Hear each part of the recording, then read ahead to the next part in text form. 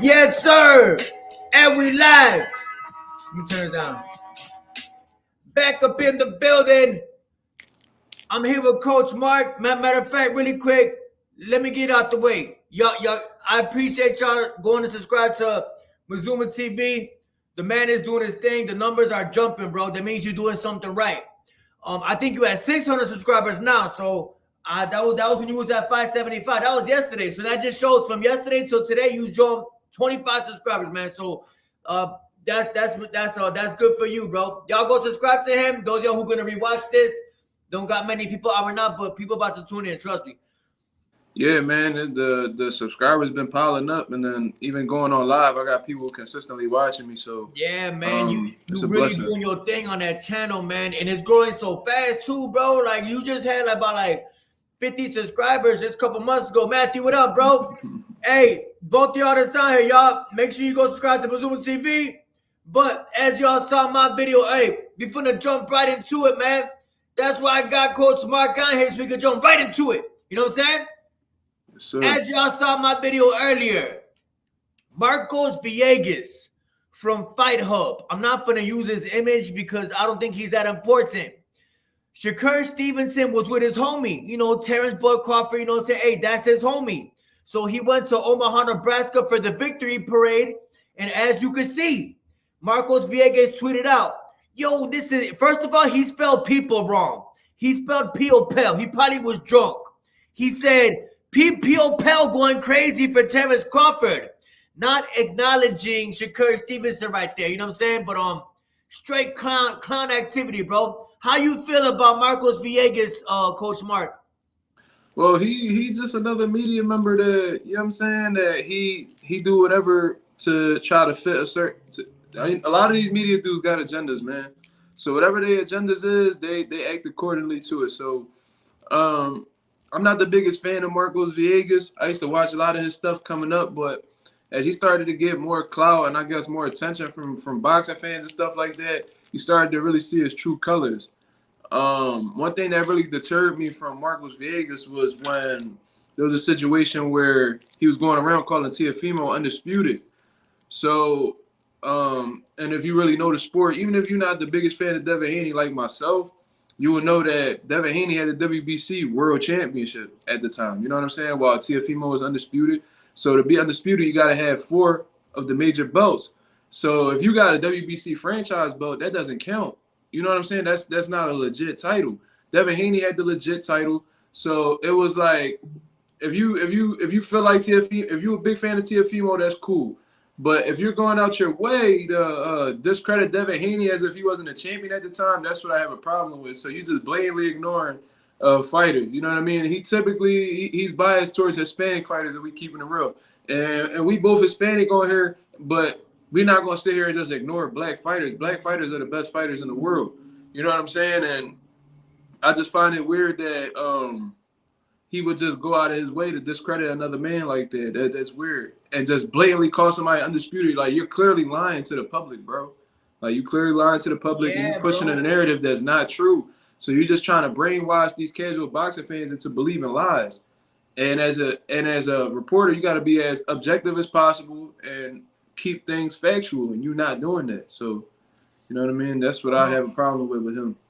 I definitely agree about Marcos Villegas, bro. First off, y'all know I'm not a big Devin Haney fan, but Devin Haney did hold the full status champion at lightweight. Theo was never undisputed. Never. You know what I'm saying? Just like George Kambosos was never undisputed. Marcos Villegas, there's something wrong with him. He clearly, as y'all saw my video earlier, I think this all stemmed from Shakur Stevenson whooping Oscar Valdez, beating him up. I remember during that whole build-up, Marcos Villegas said that Oscar had a chance with his left hook. That's what he said. And I just think that he a whole clown. Hey, we're not the only ones saying this. Marcos Villegas and Fight Hub, they clearly got an agenda. You know what I'm saying? Like, you know what type of timing you're on just listening to him. You know what I mean? Talking about Canelo. Hey, he blocked me because I said, yo, Marcos Villegas, bro, why don't you ever bring up Canelo's positive steroid test? Why you don't bring that up? And he just blocked me. He did not answer. He goes, you want to talk about BS? I said, that's not BS. In boxing, you should not be testing positive. You know what I'm saying? Straight clown activity, bro. But hey, I gotta get your thoughts on this. Look, before we get into that, that's why Angel Garcia curses corny ass out. Remember that? Acting like a square. You know what I'm saying? He said, F my T-say. He was over here bigging up Matisse as if this dude was like unbeatable when he had just lost to Zab Judah around that time. You know what I mean? Just piping him up, finding every way to try to discredit Danny as if he had no chance, and look what happened. Yeah, Danny fought Matisse when nobody wanted to fight Matisse. Matisse was being ducked, and Danny was on Golden. I remember it was on the Canelo Mayweather undercard. A lot of people don't remember that. Yo, commentators, judges, ref, and media should be neutral and non-biased. But unfortunately, the world we live in hates the truth. You know what? People hate the truth. That's why they hate my channel, but they tune in. Mo the Don say South Hubbard on the road. Hey, I appreciate you. Hey, what you think about the Anthony Joshua fight, bro? What did you think? ESPN Ringside put up this graphic. It took Deontay Wilder 1 round. What it took AJ 7 to do. How do you feel about AJ's subpar performance? Below subpar, in my opinion, Mark. Yeah, and I agree with your opinion. It was definitely subpar. I didn't find anything really impressive at all. And I have an interview that I did with YSM Sports Media a while back, and he was asked. I think he had, I don't know if the interview ever made YouTube or what, but he had asked me like what my thoughts were on him joining Derrick James, and I said, yo, Derrick James is one of the best trainers in the world, if not the best trainer in the world. Like, his work speaks for itself. But I think Anthony Joshua has a problem that Derrick James can't fix. You know what I mean? And that's his mental. You could sharpen up his tools. You could make him. You could add some skills to his game. You could do all that. But if this ain't right up here, and he doubting himself and he lacking that confidence that he needs to be a top dog at the heavyweight division, then everything he's learning is meaningless. A lot of this boxing game is having that confidence in yourself mentally, just being able to just believe in yourself. And I feel like Anthony Joshua lacks a lot of that. And I said all that to say that he even showed that in his performance against Helenius. He was extremely gun-shy. He seemed extremely timid. There were several chances where he could have pulled the trigger. He had Helenius against the ropes, and Helenius wasn't really providing much resistance on the ropes. And he would just let him walk back to the center of the ring without throwing any punches. The one thing that I could say that he was doing more of, that you could tell Derrick James had him working on, was just being more consistent with his jab. Because it wasn't like his biggest tool in his toolbox. You know what I'm saying? So he used his jab more. But even then, he wasn't able to get off no type of power punches, was extremely gun-shy. He was just scared of the shots that was coming back. You know what I mean? It's like Anthony Joshua coming up, especially when he was in the UK. Like his first fight with Dillian Whyte, even against Klitschko, he was a guy who took chances. You know what I mean? He believed in his power. He believed in his abilities. And I just feel like ever since he lost to Andy Ruiz and then those couple fights with Usyk, it just deteriorated his mental strength. You know what I'm saying? So, and then another thing, he showed poor IQ. You know what I mean? Because he did have success with the jab. Him and Helenius were both hitting each other with jabs. You know what I mean? Anthony Joshua was finding his jab on Helenius because Helenius was just pulling straight back with his chin in the air. He wasn't sliding his head off the line or nothing like that. So it was there to be touched. He was putting feints out there and landing the jab, but then he went back to his corner and told Derrick James that he couldn't find the right hand. But anybody who's been a part of any boxing gym, who's been like any type of who spent any type of time in the gym knows that if you land the jab, you can land any punch on the man. You know what I mean? If you land the jab consistently, you can land any punch on that man because you got the distance down packed. You catching him at the end of a shot. And if he's in range for your jab, he's definitely in range for the right hand. And Helenius not even giving you no hand movement. So if you land the jab, the right hand going to be right there to hit him. You know what I'm saying? So he kept on saying he couldn't find the right hand. I was like, bro, how about putting the right hand behind your jab? That'll help a whole lot instead of just throwing single jabs the whole time. And the one time he did it, it worked. But my problem is, why did it take you 7 rounds to figure that out? You know what I'm saying? It wasn't like the dude was slick or was finding ways out. Like, bro, he was literally there to be hit. Like, Deontay Wilder, as soon as he shot that right hand, it was a Wilder threw like 3 punches in the fight. That man had no like 3 punches in the fight. Hey, but Mr. Helenius fought straight up. Don't bend his knees. He's just a stick. And AJ, like you said, I think Andy Ruiz changed him for the rest of his life. I'm not talking about brain damage, but I think mentally. He will forever question that chinny chin chin. Ever since he got dropped 4 times by a replacement opponent, and he's never been the same. Look how he fought the rematch. He clinched up 72 times. Helenius was there for the taking. And he coming off a knockout, so he could have put him to sleep quick. And I said before the fight, I said, this is a stupid move for AJ to pick Helenius. Because immediately, the public, the people, they're going to compare knockouts. Who did it quicker? Like the Dominic Brazil knockout, where AJ took about 9 rounds. Deontay Wilder did it in 2. They're always going to compare them to. They talking about January. Do you really think, Mark, that AJ is going to step up, man the hell up, and fight Deontay Wilder? After 5 years of ducking Deontay Wilder, $50 million turned out on the table, do you feel AJ will finally man up? He a coward.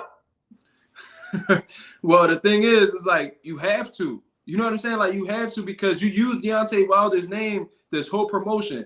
Even prior to him, Helenius replacing Dillian White, the whole buildup with Eddie Hearn and Anthony Joshua was that Deontay Wilder is next. Deontay Wilder is next. You know what I'm saying? They kept saying end of the year or early next year, Deontay Wilder is next. They working something out with them guys in Saudi Arabia. So that was like their tool for promoting this fight, because they understand that the fans didn't want to see him fight Dillian White, and they for sure as hell didn't want to see him fight Robert Helenius. So what's going to keep them in check is the fact that he's going to fight Deontay Wilder next. So people naturally going to tune in and be like, all right, I'm gonna check this fight out because they saying he's going to fight Wilder next. So they pretty much just use this whole promotion and they put that shit on Deontay Wilder's back. Anthony Joshua going around talking about his back hurt from carrying the heavyweight division. It's like, bro, you're 2-2 in your last 4 fights, bro. You're 2-2 in your last 4 fights. You are not keeping up the heavyweight division. You do not have a belt. You're not even one of the current champions. And the thing is like, if you're the one who's carrying the division on your back, why are you using another man to promote a man that you're not fighting to promote your current fight? And then I just found it funny that the whole build-up, he was bringing up Wilder name. And then when they interviewed him, man, and they asked him about Wilder, he don't even want to mention the dude's name. So it's like, he ran out the ring. He ran out the ring, bro. He finessed the people, man. Yeah, he finessed bro. the people. He was using his name the whole time. And then as soon as it's time to really bring him up, when you don't got nothing in front of you no more, now you want to bring up the man's name. That was his moment, bro. Yeah, he should be like, all right, Wilder, like, what's up? What's up? I'm coming for you. He like, supposed to look in that camera and say, what up, get at me. He did none of that. Nothing. Kind of like how Ryan Garcia used Gervonta's name for years. Yep. And it kept you watching. 2 rounds. Yeah, right. 2 rounds and all that. As soon as he loses to Gervonta, his promoters don't even show up because they knew that was the only way to market Ryan. He's the guy that we trying to get to fight Gervonta. As soon as he done. Now Oscar suing him. We saw where that was going. Same thing with AJ. Let's say he does man up and fight Wilder in January. We know how it's going to go. We see how it's going to go. After that, I believe the man should retire. I believe he'll get a big payday. AJ is no match for Deontay Wilder. As much as Deontay Wilder lacks skill, finesse, and all that good stuff, he don't need it versus a very timid individual, gun-shy individual, no jab individual, big for nothing individual like Anthony Joshua. I'm telling y'all. Salute. That's all facts. That's all facts. Yeah, bro. Cloud chasing to the fullest. Thank you, Mr. Ali Gifted Bully Kennels. Salute. Right on, Ryan and Devin. Yeah, man. Speaking of that, hey, but matter of fact, hold up. Oscar steroid taking Valdez, Mr. Got it. He fought Navarrete last night. He got pieced up, and I'm sure some of y'all tuned in because of the title of this live stream. Is Eddy Reynoso overrated as a trainer? Let me just get my thoughts first, and I'm going to give it over to Mark. First off, 4 of Eddy Reynoso fighters test positive for steroids.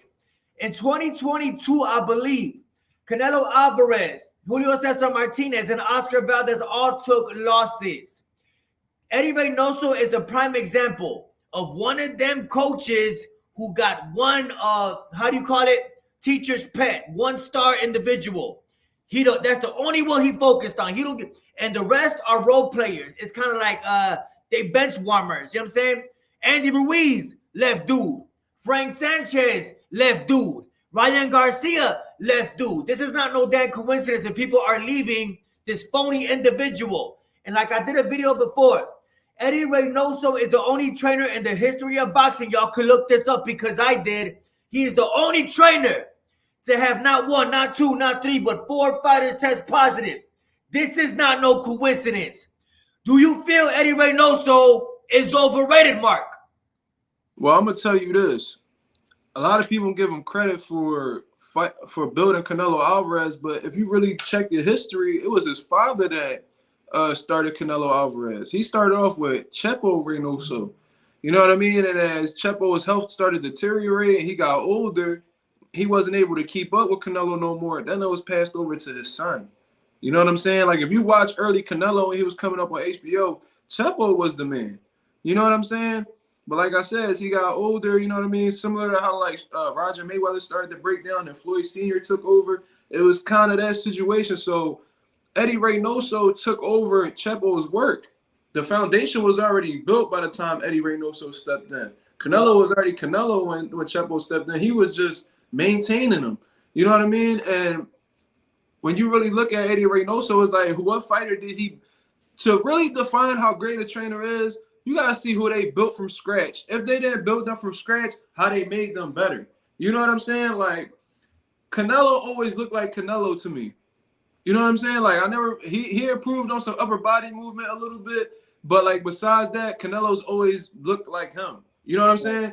Oscar Valdez always looked like him. Ever since the amateurs, he looked the exact same. The little bit of time Andrew Ruiz was with him, looked the exact same. Just got skinnier. Ryan Garcia didn't improve at all while he was with Eddy Reynoso. So it's like, you take a guy like Derrick James, he built Earl Spence from the ground up. He took Jermell and made him a better fighter, because I remember there was a particular time that they said that Jermell was better than him. Right. He improved. You know what I'm saying? He took Frank Martin, who wasn't established as a professional, now got him ranked in the world. You know what I'm saying? Like, taking small town, like if you're not starting them from scratch, just taking them while they're early in their career and accelerating them to the next level. That's what makes a great trainer. Eddy Reynoso just seems like he's just a popular trainer. There's a difference between somebody who's a popular trainer, like a commercial trainer, and somebody who's a great trainer. Like when, like Freddie Roach. There's no disrespect to Freddie Roach, but how many fighters has Freddie Roach built? He didn't build Manny Pacquiao. Manny Pacquiao was already a multi-division champion by the time Freddie Roach got his hands on him. Look at guys like Teddy Atlas. Teddy Atlas, what fighter did he build from the ground up?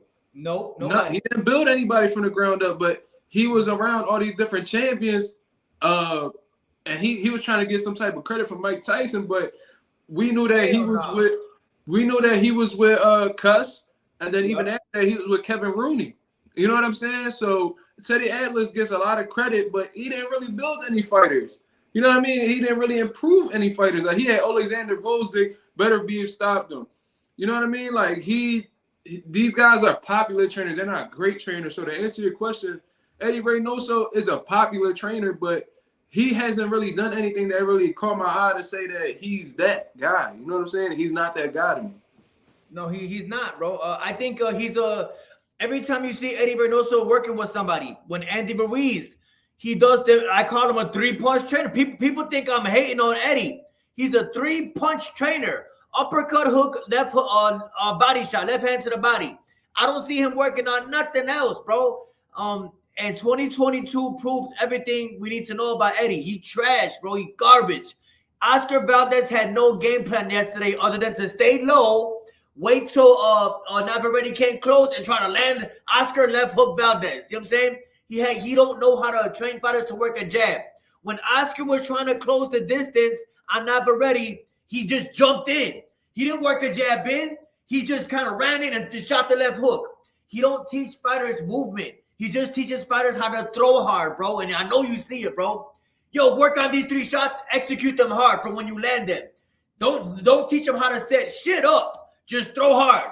That's his game plan for all his fighters. It might have worked for Canelo on them steroids. It's not working for Oscar Valdez. He got pieced up yesterday, bro. Navarrete is my new favorite Mexican fighter. I don't care what y'all think. He never tested positive. He's from Mexico. He's not from here. You know what I mean? So You know what I mean? He's my new favorite Mexican fighter, bro. I love seeing Oscar Valdez's face with the heartbeat. As I was looking at my screen, I could have swore I seen it beating like Tom and Jerry. Doom, doom, doom, doom. You know what I'm saying? Hey, I slept great yesterday knowing Oscar Valdez's face looked the way it looked. You know what I'm saying? Yeah, man. Bazianes, Calvin and Kenny, they good coaches. You know what I'm saying? They got more than one fighter. And that's what I'm talking about. If you have more than one fighter, anybody could have their little teacher's pet superstar. But if you can make somebody better, that makes you a great trainer. If you could build somebody from the ground up, that makes you a great trainer. Not taking a champion and saying, yo, he taking pictures with me. We about to, man, come on, man, stop that. Thanks. Thank you, I appreciate you. He said Oscar Valdez was getting Angel Garcia.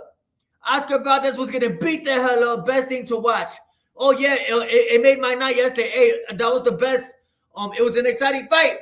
I love seeing Oscar get destroyed, knowing that he tested positive for steroids. You know what I mean?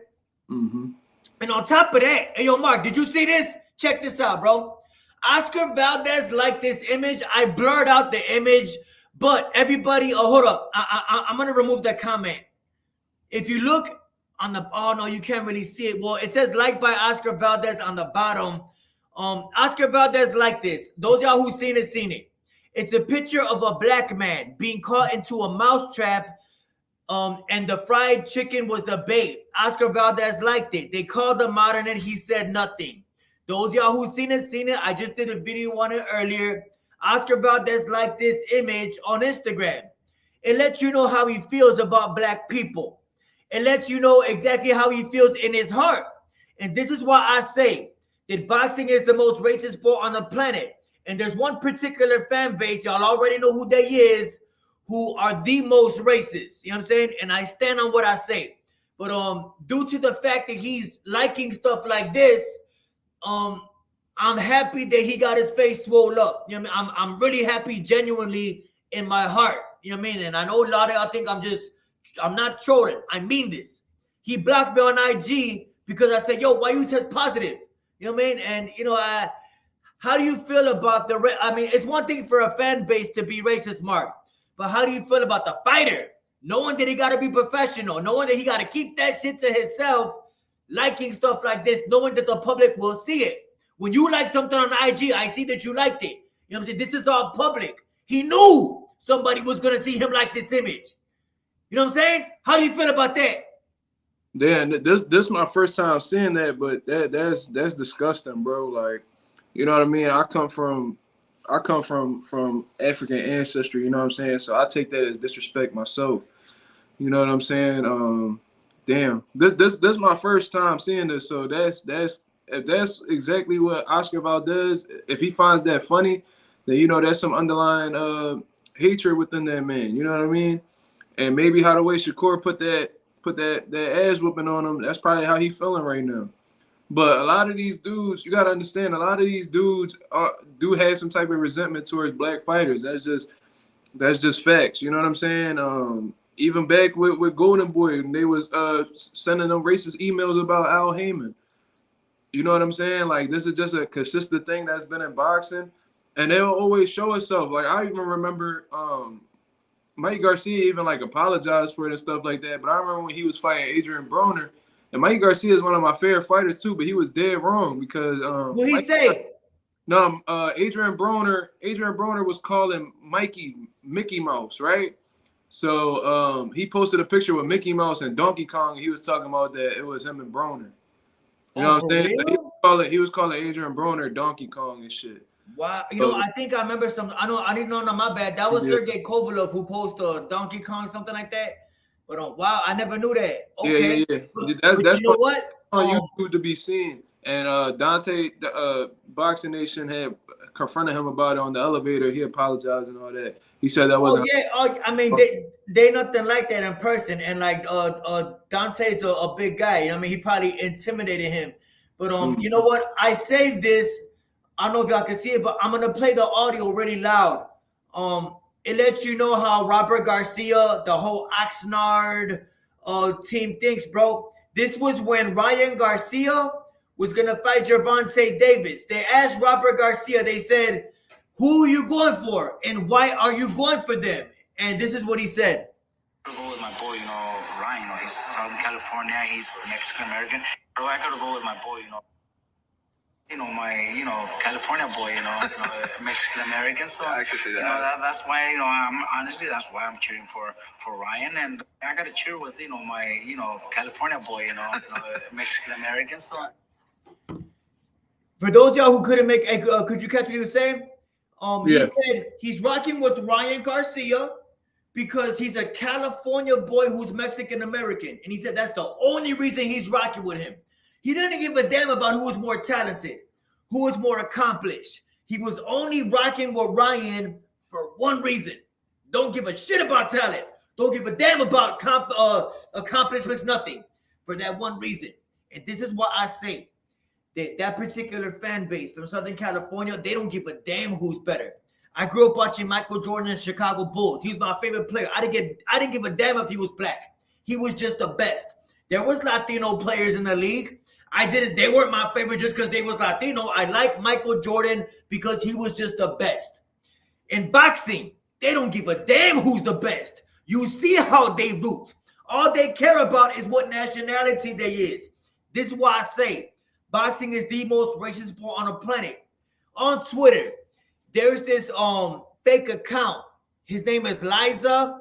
Says that he sells houses, but he broke as hell, racist as hell. Liza on Twitter, most racist piece of shit on the face of the earth.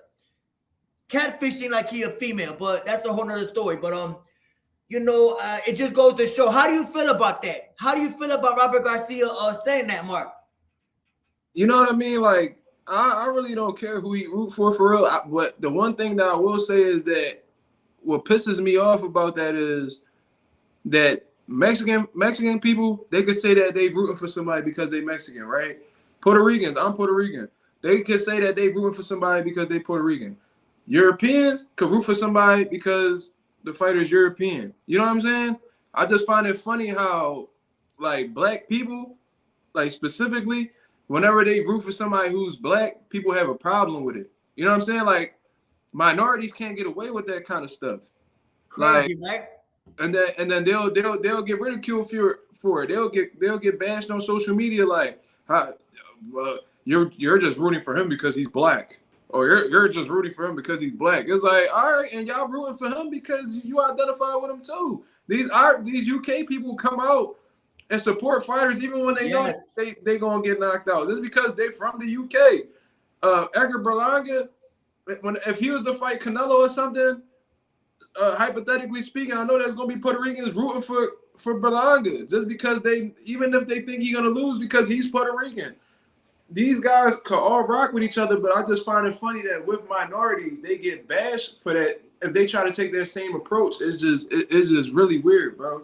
So I don't care. Robert Garcia done showed himself plenty of times. You already know what type of time he on. That's just how they give it up where he from. Riverside, Oxnard, whatever the fuck he from.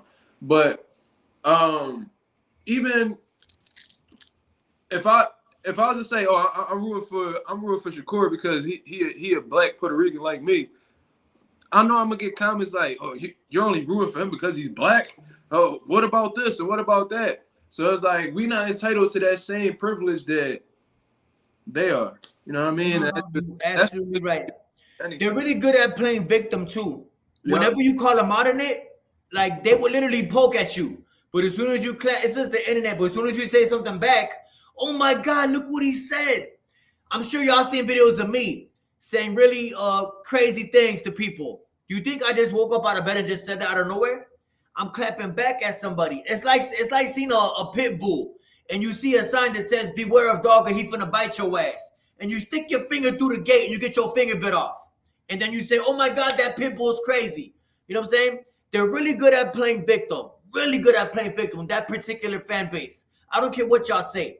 I root for who I like. When you watch it Southpaw TV, they say, oh, Southpaw, you're biased. You motherfucker right. I'm a grown-ass man, bro. I got my favorite fighters. If I don't rock with a fighter, you're not going to hear me talk good about him, bro. They got these YouTube channels who say, I'm the YouTube channel who's not biased. I am. I'm a grown-ass man. All of y'all watching this, y'all got your favorite basketball team, don't you? You got your favorite ex-girlfriend, your favorite football team, your favorite jacket, coat, whatever the hell. Because you a grown man, ain't you? I'm a grown-ass man. I got my favorite fighters. If I don't rock with a fighter, I do not rock with him. While we on that subject, I'm going to play this audio from the GOAT. What Inoue to do is, I need him to come fight in the U.S. Random blood and urine testing. I'm going to play that again. Inoue did this. Inoue did that. What I need Inoue to do is, I need him to come fight in the U.S. Random blood and urine testing. When I did the live stream for the Scooter versus Inoue fight, it was a gang of people like, yo, man, look how crazy this dude sounds. You making excuses for Stephen Fulton. I believe in what I believe in. You can't convince me otherwise. Like Floyd Mayweather said, this ain't just some average Joe saying this, bro. It's the GOAT. He know how to set a fight. He been in the fight game for years. He know what goes on behind closed doors, bro. That's why he said he dealt with this issue for years with Manny Steroid taking Pacquiao. He needs Inoue to come to the United States and take American random blood and urine testing. Due to the fact that he made Scooter go over, I'm going to stand on what I say. I believe the only reason Naoya Inoue won that fight is because he made Scooter go to Japan, drink the Japanese water, breathe the Japanese air, eat from the Japanese restaurants, and that is the only reason Naoya Inoue won that fight. If he would have brought Naoya, if Inoue would have went to Philly, I bet he would have got his ass cooked, dog walked. They would have took a picture of him sleeping. The only reason he won is because the steroid testing is different over there. This is my opinion. I got a right to my opinion. This is the United States. You know what I'm saying? How do you feel about Floyd saying that about the whole Scooter thing? I agree, man. I feel like, well, first things first, for you to be a true household name and for you to be somebody who's actually like, you know what I mean, a star in boxing, you got to come to the U.S. You know what I'm saying? And I always found it weird when fighters were hesitant to come over to the U.S. You know what I'm saying?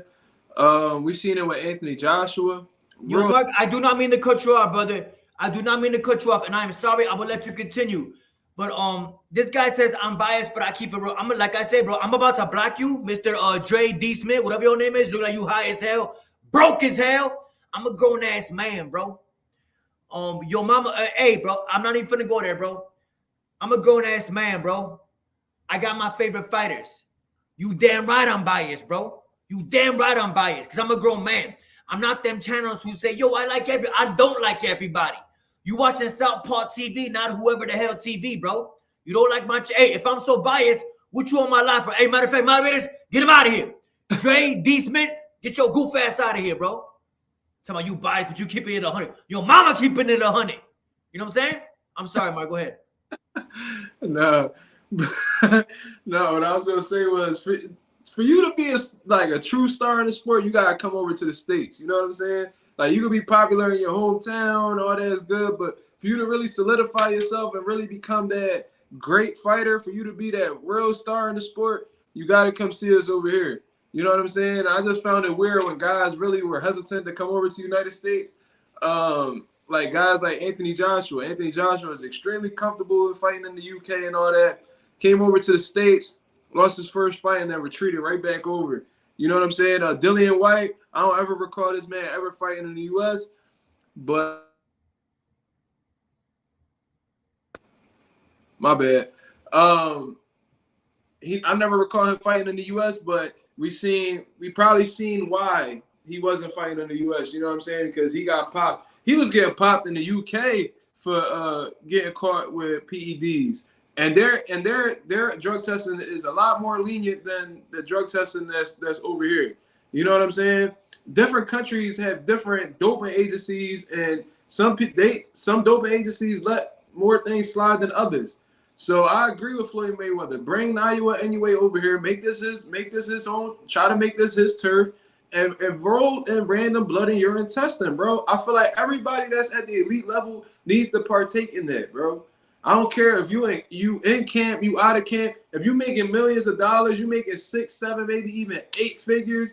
We need to know that you're clean 24/7, not when you're just training. We need to know if you're clean while you chilling with the family, while you got a couple months off, while you just, just dibbling and dabbling in the gym. We need random blood in urine testing year round. You know what I mean? And I guarantee you, if this was more of a consistent thing, we would see a lot more people getting popped. A lot of these dudes is real insecure with their abilities and feel like they need the upper hand, so they resort to using performance enhancement drugs. You know what I'm saying? And a lot of these fighters in this era alone have gotten caught. We could go from Canelo, we could go from Oscar Valdez, we could go from Billy Joe Saunders, we could go Dillian White, Tyson Fury, we could go Billy Joe Saunders. That's 6 fighters that I named in itself. Willie Monroe got caught not too long ago. It's a consistent thing. A lot of these dudes are cheating. A lot. That kid Michelle Rivera got caught with a banned substance. Yeah, the Ali kid. He's an up-and-coming dude. He's not even a world champion yet. And he got caught taking a performance enhancement drug. You know what I'm saying? So we need year-round. While he come back, I like this comment right here. He say, "Facts. UK fans aren't as racist as the rest. You know what? Whenever you watch a fight in the UK, they cheering for their fighter. Like when Triple G fought Kell Brook, they was rocking with Kell Brook. But whoever Triple G fought in the United States, they was Triple G. So shout out to the UK. I know y'all be tuning into my channel. Respect to y'all because y'all aren't as racially biased as American boxing fans. So respect to the UK for that, man. For real." He said, "I saw the stream on TikTok. Yeah, I don't go on TikTok much, man. It's like a kids app. It's like a troll app, bro." He said, "I always said black fighters from," hold on, let me see. He said, "I always said black fighters from any other country is weak. Black American boxers are just called different." I mean, I wouldn't say that. They got some good black fighters from other countries, but, at the same time, all the GOATs come from the United States of America. Like, when you're talking about a black fighter from the UK, like this dude right here, Anthony Joshua, I don't think he would be able to hang in the United States if he came up in the United States. He had one fight in America, and you saw what happened. Anthony Joshua fought once in the States and left with none of his belts. He never came back since. You know what I mean? And I wonder if they do make that Wilder fight, where is it going to be? And I think due to the fact that AJ is probably a bigger draw, but Deontay is more dangerous, AJ is going to look for every single advantage in them negotiations. He's going to say, "I got to have it in the UK, 100,000 people." But I believe that if AJ is confident as he portrayed to be, it should be at the T-Mobile in Las Vegas. You know what I'm saying? Make that a very big fight. I know AJ beat and his people will fly here. Like when Mayweather fought Ricky Hatton, the whole MGA Grand was from the UK. You know what I mean? So if he is who he say he is, he will come to the States and try to get back what he lost in Madison Square Garden, when Andy Ruiz dropped him 4 times.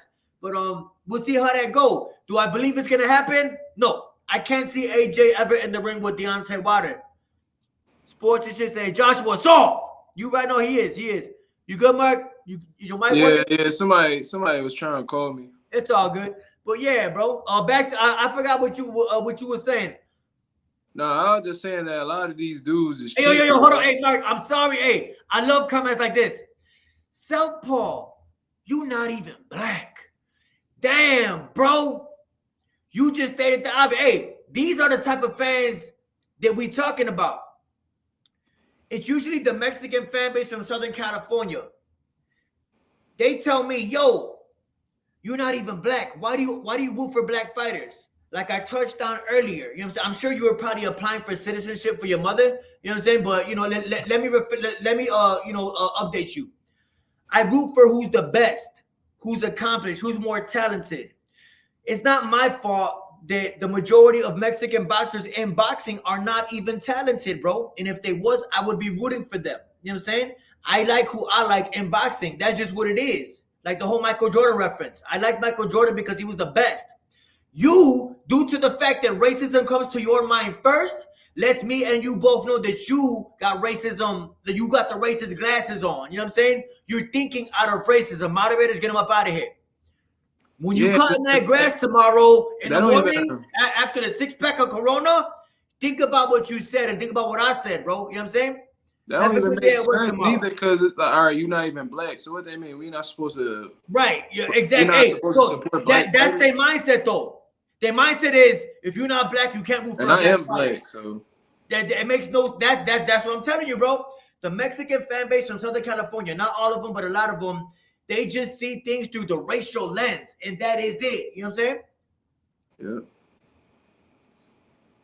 Yeah. Yeah, you know what? Yeah. This dude, he say you rooted for Loma over, right? Exactly, bro. So I don't root for every black fighter, bro. It's some black fighters that I want to get slept like Devin. You know what I'm saying? So come on, bro. That's you miss me with all that, bro.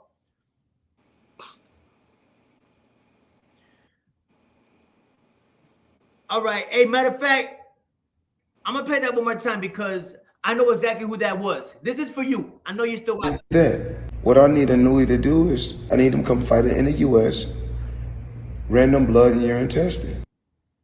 I know exactly who that was. Now that I checked his account, Inoue did this. You only comments on Inoue videos, what bro. I need Inoue to do is I need him come fight in the U.S. Random blood and urine testing. The thing about the Inoue fans on YouTube, I could click their account and I could find out all the videos that they comment on. Dude only commented on Inoue videos, so more than likely he an Inoue fan. Inoue the hype job. Salute as a Mexicano. Hey, like I said, not all Mexicanos are racist, but from Southern California, it's like a culture there to be hateful. You know what I'm saying? But it's not all Mexicans. It's just Southern California, bro. It's something with them, bro. But what the whole talk about Gervonta versus Inoue and the whole you know what I'm saying? How do you feel about that? Because I know that's been a topic. It sounds crazy. I know they weight classes apart, but the fact that they're even talking about this, Haruyuki Ohashi from Ohashi Promotions, Naoya Inoue promoter, said that he would love to make it happen. How do you feel about that, Mark? Well, I think that'd just be career suicide for somebody like Inoue. You know what I'm saying? Like, I remember when Terrence Crawford was at 140 and they was gassing up Lomachenko so bad. They was talking about how he's a pound for pound #1 dude, and they was trying to come up with a fight between Terrence Crawford and Loma. And Loma people was like, bro, that's like career suicide. That's like a little bit too much. You know what I'm saying? That just reminded me of that situation. I think that Inoue is he's talented. He can fight. But Gervonta Davis is just too big of a guy. His skill set is top tier. It's not like he's just a big guy that can punch. He's also he's also real good in the skills department as well. And I just think that similar to what I was saying earlier, where Anthony Joshua using Deontay Wilder's name for some type of publicity, I feel like Inoue's people is riding off of Tank Coattail to get some type of promotion. You know what I'm saying? Just to get his name stirred up in the mix in the boxing world right now. He just got to win over Stephen Fulton, and they trying to keep his name alive and keep him as relevant as possible. So attaching to a name that's popular in the sport of boxing right now, which is Gervonta Davis. I think they know deep in their heart that fight is not going to happen. Gervonta has been at 135 for a little while now. In all honesty, I don't think Tank is going to be dropping anytime soon. So what is it? Inoue going to jump up another additional 3 weight classes to fight Gervonta? That's unrealistic. I really doubt that happens. And if it does happen, then that's just going to be an easy body for Gervonta Davis. You know what I'm saying? That's a little bit too much. People got their limits. You know what I mean? And I just feel like that'll be way too much for him. That'll be food for Gervonta Davis for sure. But like I said, I don't even think it's them actually wanting to fight. I think they're just using Gervonta's name for publicity. That's exactly what it is.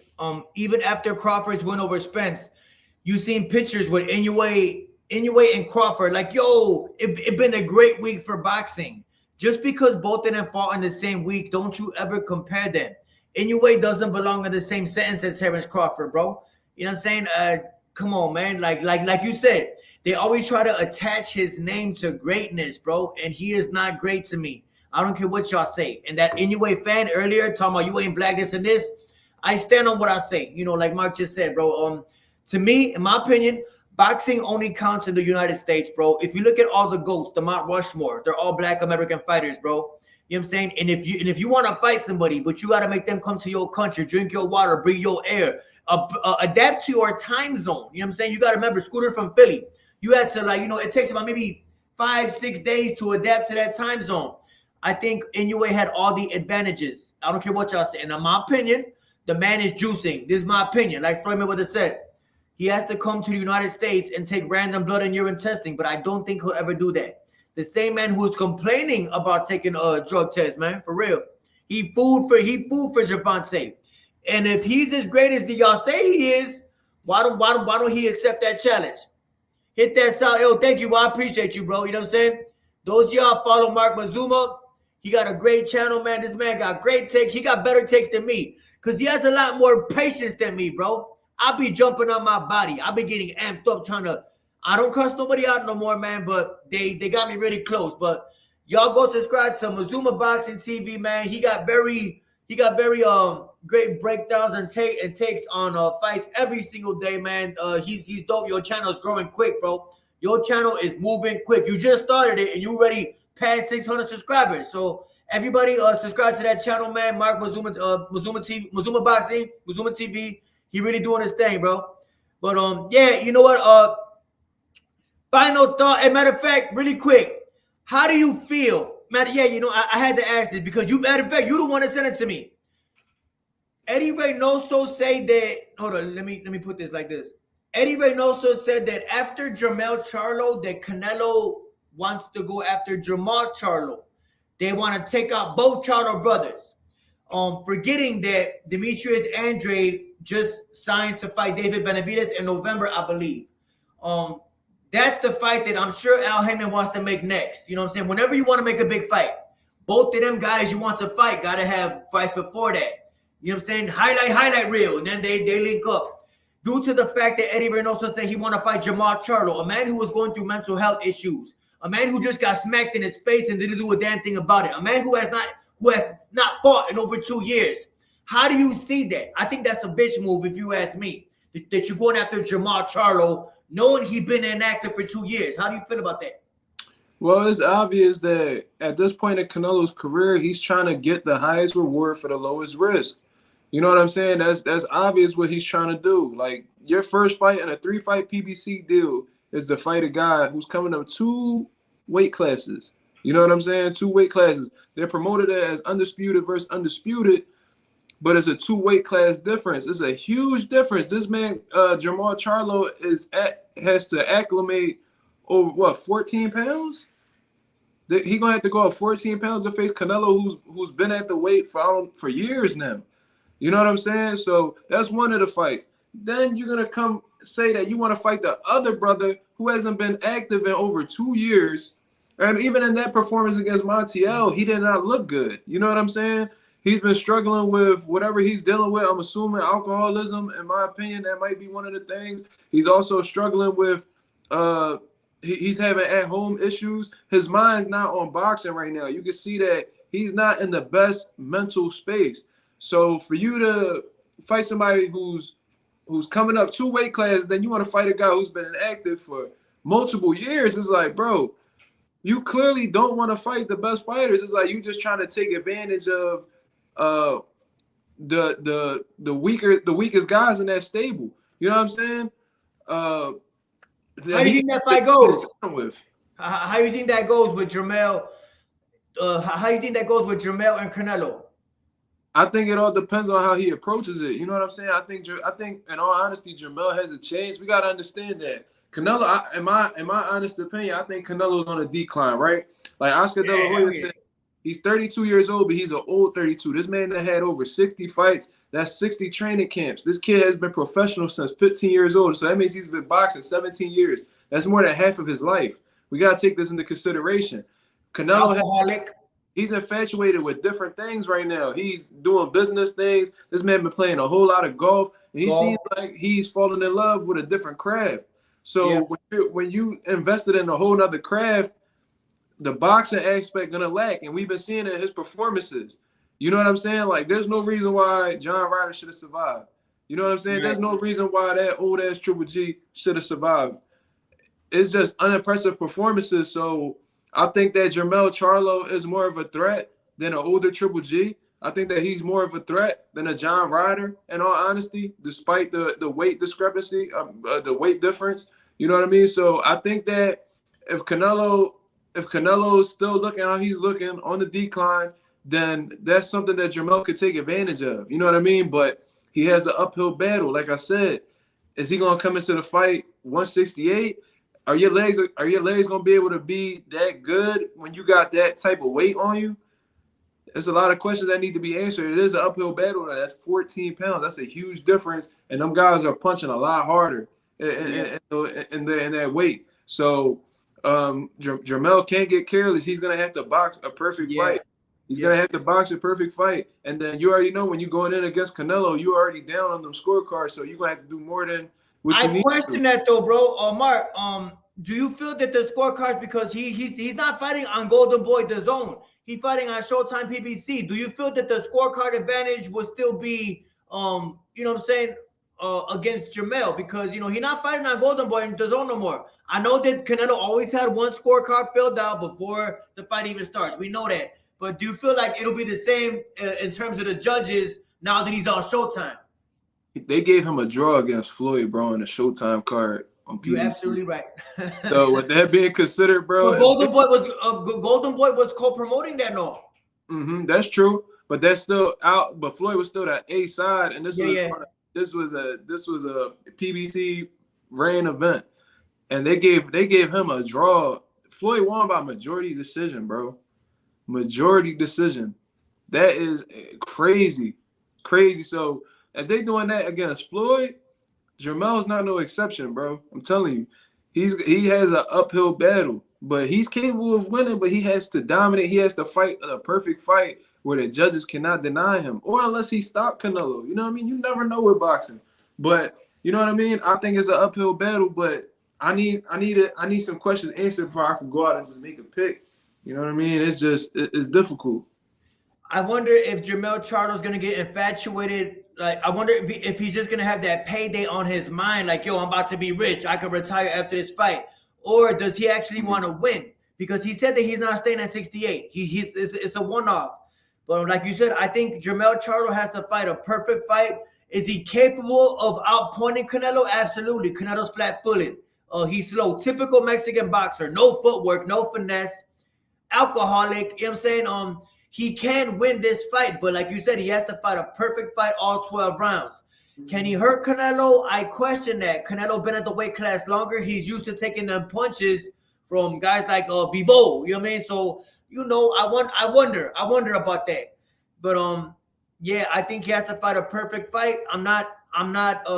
I gotta see how Jermell takes the shots at that weight class. You know, I don't give a damn how big you is, bro. If you're not used to taking shots from that heavy of a fighter, you're not used to it. It's just what it is. But I'm rooting for Jermell Charlo. I will never root for Canelo Alvarez. I think right now it's like this recency bias going on with Canelo, bro. You know how we look back on Sugar Ray Leonard or Chavez, Julio Cesar Chavez, and you kind of figure out, yo, like what he was. You know what I mean? You know how when you're older in life, you think about when you was a shorty, like when you was a kid, like, yo, I was broke as hell. I didn't know, but you know what I mean? Like, you know how when you were a kid, you don't know you broke until somebody tell you, like, yo, I guess I am poor. You know what I'm saying? What I'm saying is, in about 20 years, we're going to look back on this era and say, yo, that dude Canelo, that motherfucker was overrated, wasn't he? He created a belt that never existed. Steroid taking. He never fought that guy, David Benavidez, when everybody wanted him to. He fought a majority of flat-footed white European fighters. You know what I'm saying? People are going to realize, not now, because it's the Canelo era for, you know, the majority of alcoholics who cut grass. You know what I'm saying? But I think in about 20 years, you're going to see who Canelo really was. Like I say, Floyd Mayweather is not going to be appreciated for about another 25 years. Once you see these dudes, like nowadays, they say that fighters want to keep that O because of Floyd. People forget that Floyd fought the best, though. He beat 23 champions. He earned that O. Fighters are trying to protect that O without accomplishing anything. Demanding them big paydays when the resume ain't showing shit. You know what I'm saying? So I think that in about 20 years, we truly going to see that Canelo built his record off of fighting old, washed-up fighters. Even Floyd was 36. Old Cotto, old Baldomir, Citron, old Triple G. The first time he fought somebody who was his exact same age, He lost every single round. Canelo is a trash fighter, bro. Trash. But yeah, back to what I was saying. I think Jermell Charlo got a good chance of winning the fight. I think he has everything. He has the physical capabilities of getting a decision. I don't know about the KO, but I'm hoping for it. Can he do it? We shall see. It all depends on how he trains and how he looks at this fight mentally. But I will never root for Canelo Alvarez because, like I say on my channel, Canelo is a disgrace to boxing. Yes, sir. Yes, sir, DeWood. You absolutely right. Yo, Mr. Hayes, he said, yo, I appreciate you, bro. And, you know, I'm not one of them channels who beg for fan bases. You got some Canelo Alvarez pro channels, never show their face. They beg for the Canelo fan base. They beg for Inoue fan base. So they say things that Canelo fans want to hear. You know what I'm saying? I don't need a Canelo fan base. I don't need Inoue fan base. I speak my mind. You know what I mean? Canelo trash, you know, to me. You know what I mean? But after that, how would you see how are you looking at the Benavidez Andrade fight? Do you see that? Do you see that as being competitive or one-sided either way? I mean, how do you view that fight, Mark? It's a tough fight, man. I think this is gonna be even more of a challenging fight than Caleb Plant for Benavidez, in all honesty, because Demetrius Andrade, he's well, for one, he's undefeated. He's a 2-division world champion, right? Yeah. Despite he doesn't have the deepest resume. He's, you know what I mean? He's been consistent throughout the years, man. He's beat who he's needed to beat. Even when you look back on his career, like one of my favorite performances from him was against Villeugas Martirosyan. He got knocked down and was able to finish and dominate the fight. Even when he fought Brian Rose, he put on a showcase of boxing, bro. So Demetrius Andrade's fast, he's explosive, he got some pop. He could be aggressive when he wants to be. He can give you legs when he wants to be. So he's well versed. Demetrius Andrade is very underrated. And believe it or not, when a lot of fighters speak on Demetrius Andrade, he gets a lot of respect. So he's very respected amongst his peers too. So this is a challenging fight for Demetrius Andrade. I mean, it is a challenging fight for Demetrius, but for Benavidez, this is a whole different style that he's never faced before, and he's gonna have to get some A1 sparring to get some realistic situations for Demetrius Andrade. You know what I mean? Because Demetrius Andrade also throws awkward shots from different angles at times. You know, so this is a lot of stuff that Benavidez has to prep for in this camp. On the other hand, this is going to be Demetrius Andrade's second fight at 168 against a full-fledged 168, a big 168 who puts a lot of pressure, lets his hands go, and has some pop. So, and he's a walk you down, search and destroy kind of fighter. So Demetrius Andrade has to make sure that his gas tank is on 1,000 this fight. He has to be prepped. He has to be in dog shape to go against somebody like David Benavidez, because if you lacking in any type of way in the cardiovascular department, you're going to drown. And that's what you don't want to do against Benavidez, because that's how he finishes a lot of his opponents. He takes them into deep waters and he drowns them. He's not a one-punch knockout artist, but he's a chop you down, a cumulative puncher, and he ends up getting you up out of there when you don't have nothing left. So Demetrius Andrade really has to study this guy. He has to understand his strengths and his weaknesses. He needs to understand what he can and cannot do against Benavidez. But in all honesty, bro, I think this is a fight that's slightly in Benavidez's favor because of the size and just being more experienced at 168. But this, in my opinion, like this is like a 60-40 fight. You know what I mean? Like a 55-45 kind of fight, 60-40 type of fight. Demetrius Andrade can make this a real difficult fight because we've seen, even with the Caleb Plant fight with Benavidez, those first 3-4 rounds, Caleb Plant was putting on a showcase of boxing.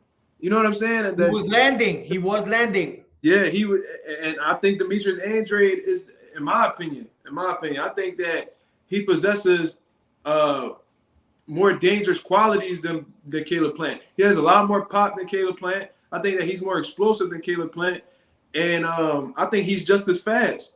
So Andrade quick as hell. Andrade moves like a 147 pounder. Yeah, that's what I think is going to be the difference of speed. Yeah, for sure. And then I saw his last fight against Damon Nicholson too. When he was letting his hands go, it was beautiful, man. Like hands, bro. He got hand speed. This is a tough fight, bro. This is not a fight that Demetrius Andrade should be overlooked in. And Demetrius Andrade is hungry right now because this is his first big opportunity in his whole career to show the world exactly what kind of fighter he is. Similar to Terrence Crawford. Terrence Crawford been fighting solid guys, but against Earl Spence, that was his real opportunity. That was his moment. This is Demetrius Andrade's one moment to prove to the world that he's really who he think he is, or he says that he is. You know what I mean? They always say, who has Andrade fought? I'm like, nobody wants to get into the ring with him. You know what I'm saying? Yep. Demetrius Andrade has been a victim to politics in the sport of boxing for sure. He was on Showtime, the Zone. Now he back on. He been chasing Canelo promotions and weight classes, bro. Yep. And all Canelo gotta say is you horrible. Convincing his stupid ass fans that Andrade's horrible. Andrade is a dog, bro. I don't care what y'all say. Like Clarissa Shields say, nobody want to fight him. Y'all call him trash, but ain't nobody getting in line to fight him. Facts. And then another thing is, he was supposed to fight Billy Joe Saunders. What happened? What happened with Billy Joe? Steroids, right? Exactly. Yeah. Positive for performance enhancement drugs. Yeah, he needed it. He was willing to take the chance to fight these top guys, and this is when Billy Joe was champion. You know what I'm saying? Like, he was doing his thing. But what happened? He tests positive. What can Demetrius do about it? He can't do nothing about it. If somebody cheating, they cheating. When Wilder went to Russia to go fight Povetkin tests positive.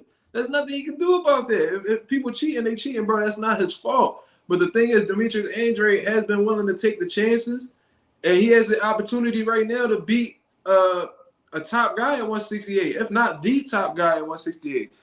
You know what I mean? I think it's gonna be a great fight, bro. I think it's gonna be a competitive fight because, like you said, I never seen Benavidez, someone a southpaw at that. Long reach, very, very fast. That's what I've always said this about Andrade. He fast as hell. He moves like a 140 pounder. Lanky and fast. I want to see how Benavidez deals with that. I want to see. I never seen him in the ring with somebody that fast. Caleb Plant got a little hand speed, but Andrade is quick as hell, bro. And I think it has the potential to be Benavidez's toughest fight. We might see Benavidez have to overcome some things, but I think Benavidez mentally, he just got that just seek and destroy. He's not taking a back step for nobody. So I look forward to see how this plays out, bro. I look forward to that. I look forward to that fight, for real. Because the winner gets Canelo, supposedly. But they said that for Benavidez's last fight against Plant. The winner gets Canelo. So I question if Canelo's ever going to fight this man. But I know Al Heyman is not a stupid businessman.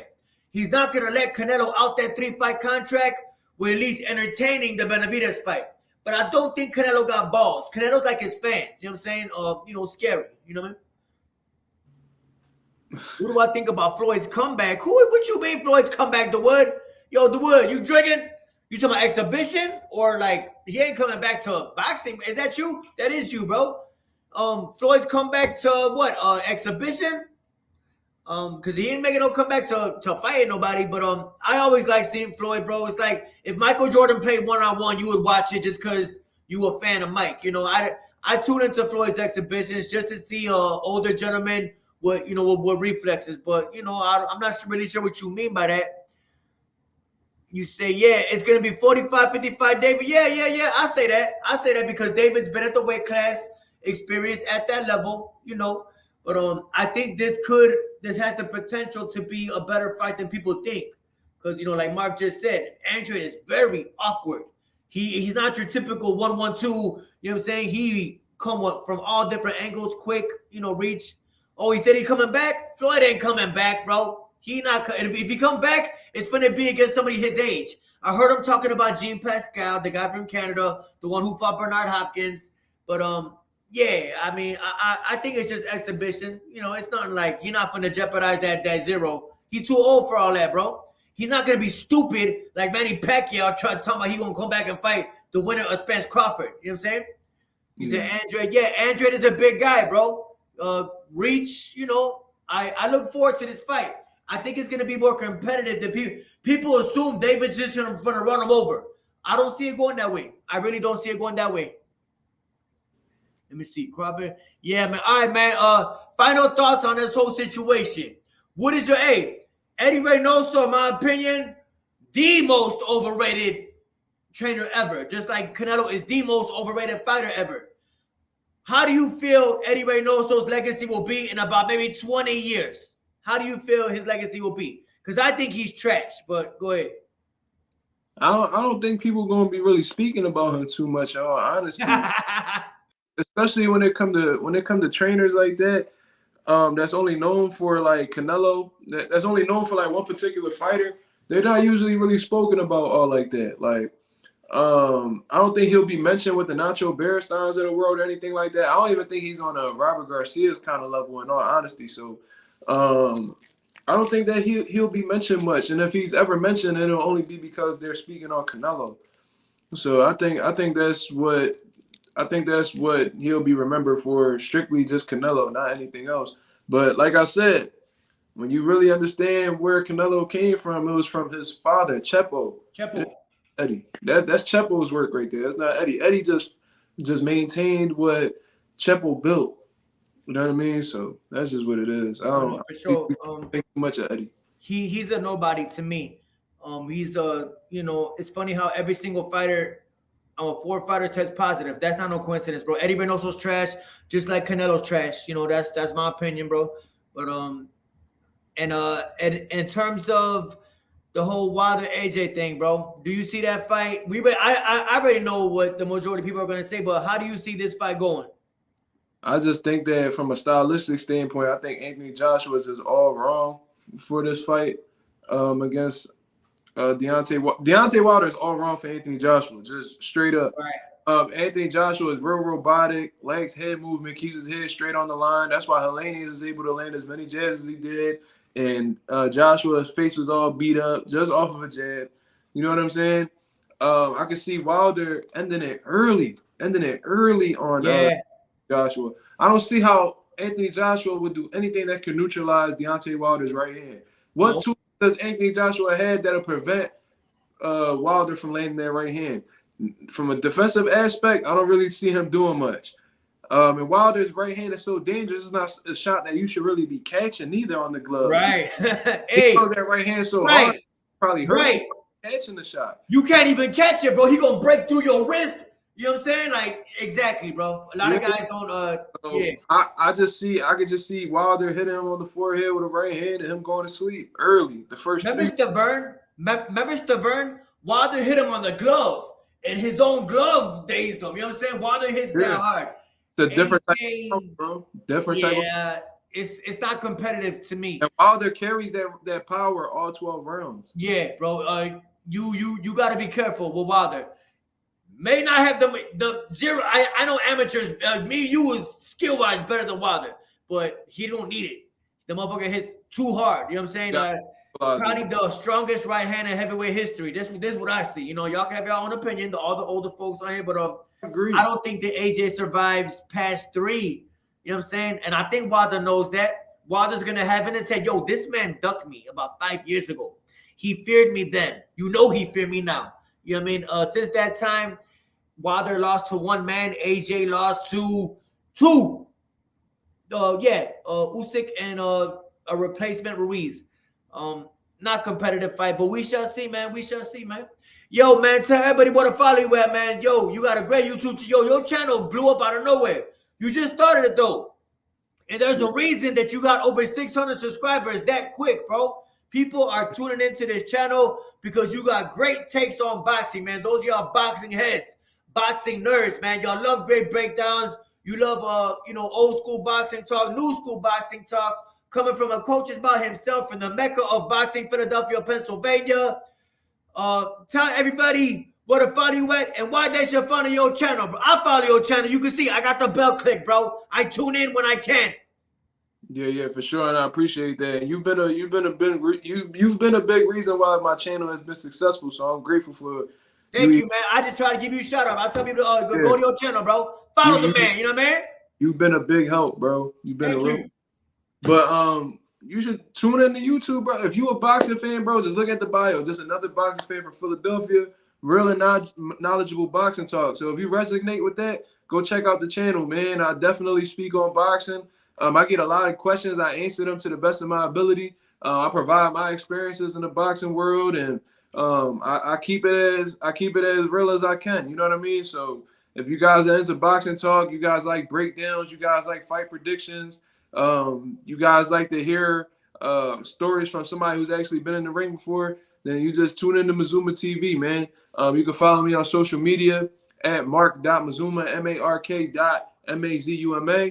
You can also follow me on my coaching page where I have a whole stable of amateurs, man, coming up in Philadelphia right now. I got a squad of killers, bro. Yeah, bro. Your fighter just won his last fight, didn't he?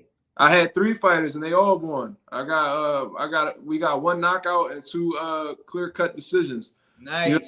So yeah, we had a clean sweep, and I've been on a roll lately, man. And we've been going to other people's gyms. We've been traveling out North Jersey and winning. We got top team. I got a 7-foot trophy. Top team in the tournament. We've been doing really well, man. And it shows because I'm in the gym every single day. Every day. This craft, you know what I'm saying? So and I'm building all these guys from the ground up. And I got 3 current undefeated amateurs right now. So that's half of my active amateurs are undefeated right now. Everybody's doing well. And we taking every opponent as they come. You know what I mean? Talk about that, what you just said. Talk about that ground up thing. Because a lot of guys don't, a lot of coaches think they raw. But explain the ground up thing, bro. I got to, because a lot of guys, they don't. Oh, shit. No. What happened? What? Hey, yep. I'm here, bro. I can hear you. Oh no, your shit just tuned out, bro. Nah, hey, I gave you the floor. I did that. Oh shit. I was like, yo, where you go? Nah, bro, I did that, bro. Hey, the floor is yours. Go ahead. Oh, all right. So pretty much, bro, it's simple and plain, man. You take a fighter who never even stepped in a boxing gym before. They don't know how to throw a jab. They have 0 footwork. They don't have any type of boxing ability. And you take them and you start them from the ground up, bro. You start with their feet. Make sure that they know how to step to their right, know how they step to their left, know how to keep their hands up, how to fully extend the jab. You know what I mean? And you just break them. You show them piece by piece how to operate in a boxing ring, man. Show them how to walk, going to their right, going to their left, rolling underneath, showing them basic techniques. You know what I'm saying? How to hit the heavy bag. You know how to hit the double end bag. How to use the speed bag to your advantage. What to work on, technical sparring, bro. It's pretty much taking somebody who knows 0 about boxing and building them up to be an educated scholar in the sport of boxing. That's what building up a fighter is. It takes a lot of time. It takes a lot of patience. And there's some people who you could be building in the process that walks away. Then you got to start over with somebody else. You know what I mean? Every amateur that I have right now, I have started from the bottom. And they don't all fight the same neither. They all have different abilities. So I have to adjust as a trainer to see, because I have tall fighters, so I have to teach them how to fight tall. I got short compact fighters. I got to teach them how to be short compact fighters. Whatever God gave them, I make them maximize to the best of their ability, and that's what you're supposed to do as a trainer.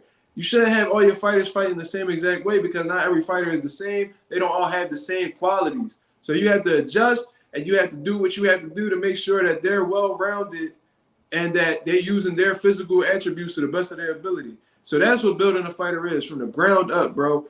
From them not knowing nothing to them knowing something. And that's what I get into. Like I said, I got 6, I think, active amateurs right now, and 3 of them are undefeated right now. I got a 5-0, I got a 4-0, and I got a 2-0. And they all been doing well. You know what I'm saying? It's all a process, but like I said, we just had an amateur show, I believe, 2 weeks ago, and we had a clean sweep. So I can't have no complaints. That gotta be a good feeling, man. When your gym shows up to the fights and all y'all got to win. That's gotta be a great feeling, man. Bro, it's an amazing feeling. It's an amazing feeling. You know what I mean? Hey, what you just said. Hey, I want to touch on what you just said. Huh? Not every fighter, not a coach should let his fighters know not everybody gonna fight the same.